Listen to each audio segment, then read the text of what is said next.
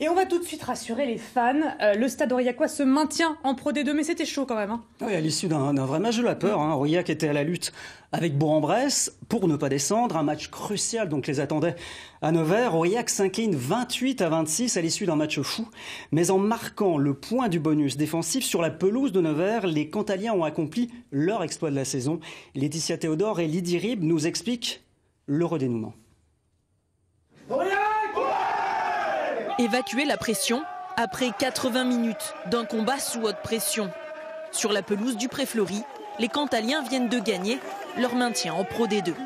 Ça ne pouvait pas se passer d'une plus belle manière. On savait qu'il fallait qu'on compte que sur nous.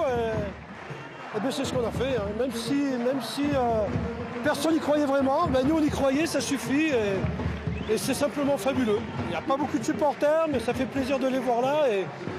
Et moi je suis fier que ce club, toute cette ville, ce département bataille encore l'année prochaine pour la Pro D2. Sans tergiverser, le Stade Aurillacois surprend Nevers dès la 7e minute. Querzen, en 2 contre 1, décale McPhee pour le premier essai de la partie. Second rate la transformation et la pénalité aurillacoise qui suit. Mais sans trembler, le demi d'ouverture passe un drop après la sirène. Aurillac rentre au vestiaire avec 5 points d'avance, 14-9. À la mi-temps, le maintien est acquis.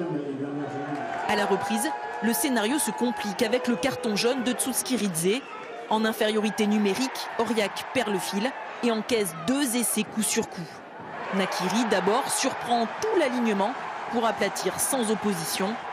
3 minutes plus tard, c'est Cotte qui passe en revue la défense cantalienne avant de marquer.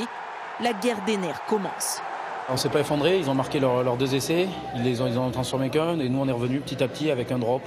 Patiemment on est revenu chez eux sans se mettre à la faute, on a gratté des ballons qui étaient importants, on les a mis à la faute. Donc voilà, ce soir on peut regretter de ne pas avoir fait des matchs comme ça toute la saison à l'extérieur. Cette défaite elle résonne comme une victoire ce soir. Comme souvent cette saison, le Stade Aurillacois peut compter sur le réalisme de son buteur, Joris Second.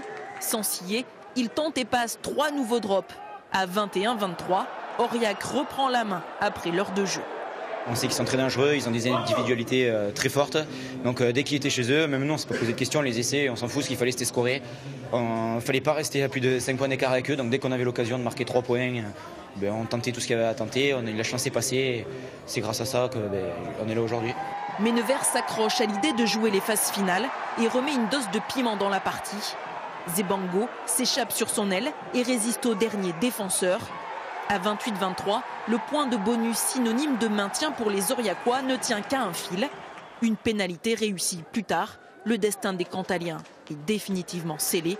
Ils seront bien en Pro D2 la saison prochaine.